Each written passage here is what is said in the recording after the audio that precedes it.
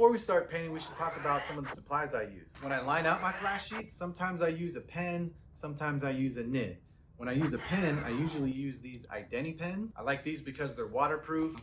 It has a thick side and a thin side. I don't ever really use the thin side unless I'm doing like some really small shit. But the real reason I like these is because it's waterproof. So once it dries, you're painting it with water and there's no smudging, no smearing, none of that. I'll put a link in the description for this below, so you can buy some of these if you want. And then if I'm not using a pen, I'll use a nib.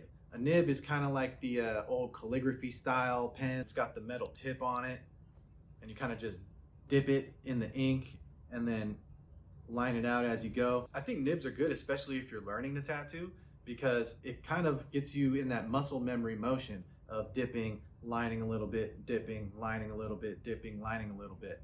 So it's good for the muscle memory. I'll put a link in the description below for these nibs too.